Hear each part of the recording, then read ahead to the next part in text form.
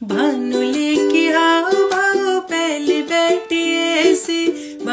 Hello दोस्तों, नमस्कार। कैसे हैं आप? आशा करती हूँ सब कुशल मंगल होंगे। माँ भगवती की कृपा से सब स्वस्थ होंगे, मस्त होंगे और अपने कामों में व्यस्त होंगे। तो चलिए दोस्तों, आज के न्यू ब्लॉग की शुरुआत हो रही है सुबह 9 बजे से। दोस्तों, नाश्ता भी हो चुका है, घर की साफ़ सफाई भी हो चुकी है।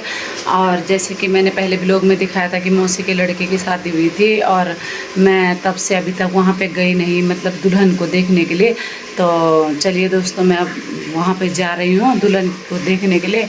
मैं अभी तक मिलने गई नहीं थी क्योंकि टाइम भी नहीं लगा और वो लोग भी मेहमानों में व्यस्त थे, तो इसलिए भीड़ करना ठीक नहीं था। तो मैंने आज फ़ोन किया मौसी को, तो मैं अब मौसी के पास जा रही हूँ दुल्हन को देखने के लिए।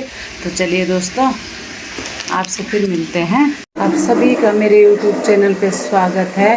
तो दोस्तों, ऐसे मेरे YouTube चैनल पे बने रहें और सपोर्ट करते रहें। आप सभी का धन्यवाद। तो गाइस, मैं आ रखी हूँ मौसी के घर दुल्हन को देखने के लिए। अच्छी लग रही है, शर्मानी चाहिए। मौसी भी है और मेरी जिठानी भी है, और मैं आ रखी हूँ दुल्हन को देखने के लिए। अंकित बाहर भाग गया। ए अंकित अंकित अलवाल वीडियो बनानी में चल जो बारी कल लगणु छ काक सासू में।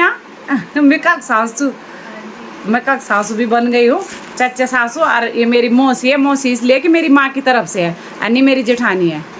हाँ। मौसी तो थक गया काम कर करेगी और अंकित भाग गया। अंकित अलवाल वीडियो बना रही, भाई भी तो चले मैं भाग जाऊँ।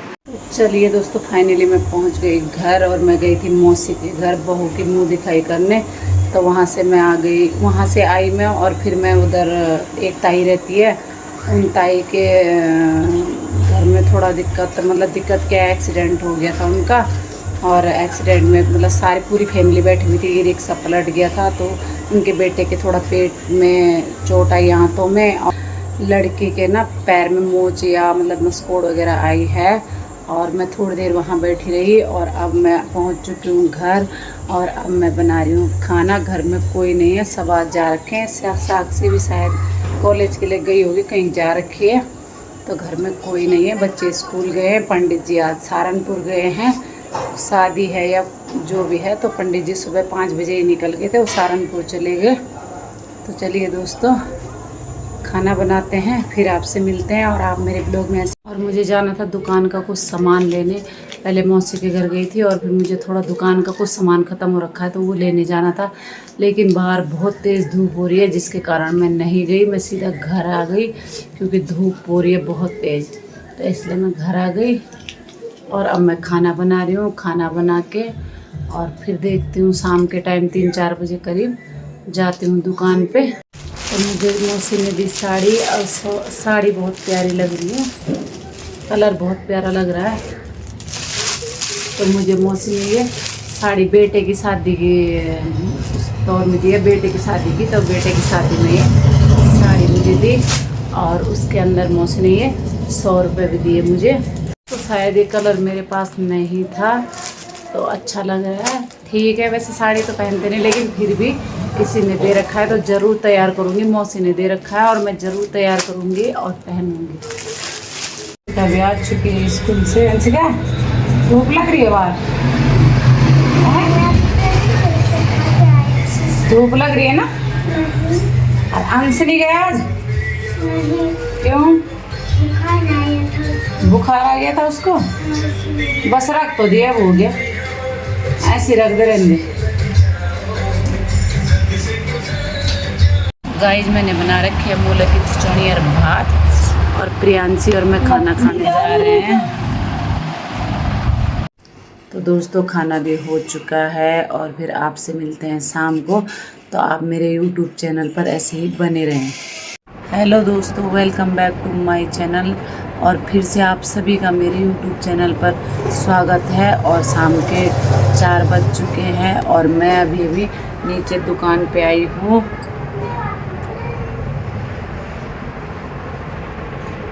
तो दोस्तों, जैसे कि मैंने आपको बताया था कि मैं दुकान खोल रही हूँ और मैंने छोटी सी दुकान खोल ली है। और दुकान खोले हो गए हैं 10-12 दिन हो चुके होंगे।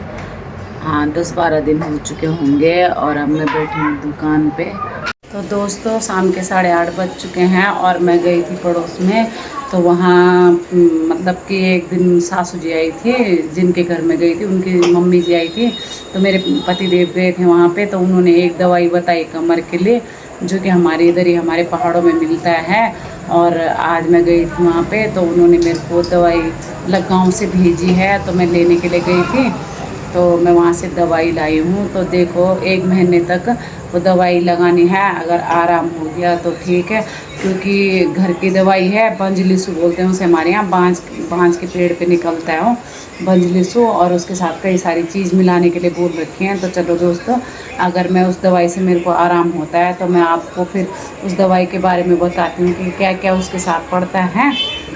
तो मैं अभी गई थी तो सासू जी ने उनको फ़ोन करा होगा कि वो मतलब थोड़ी सी दवाई डालनी, थोड़ा मिट्टी पता नहीं क्या क्या है, वो सारा मिक्स करके लगाना है। आयुर्वेदिक दवाइयाँ भी देती हैं शायद। तो चलो देखते हैं।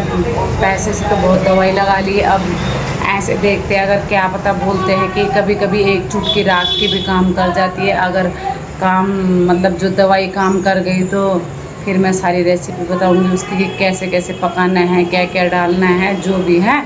अभी तो मेरे को खुद नहीं पता ज़्यादा, क्योंकि जो सासू जी भेज रखे हैं दवाई, वो अपनी बहू को फ़ोन करके बताई होंगी कि ये डालना है इसमें और पका के लगाना है ऐसे ऐसे।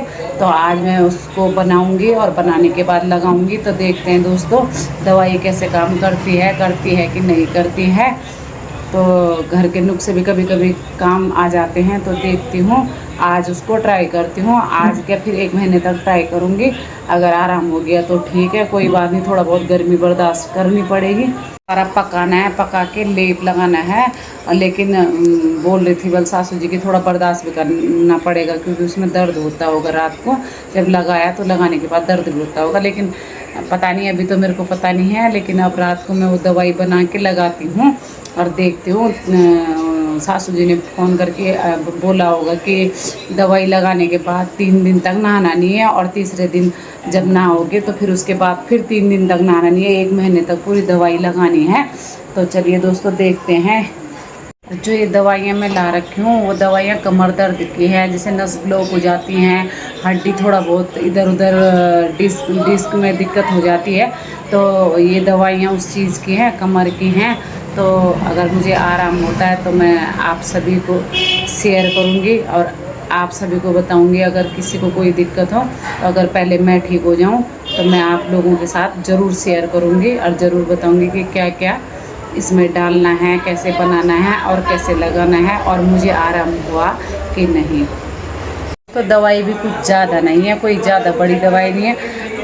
ये दे रखा है सासू जी ने, ये है बंजलिसु, बांज के पेड़ पे निकलता हमारे इधर। बांज एक डाल दो फर रहने दो।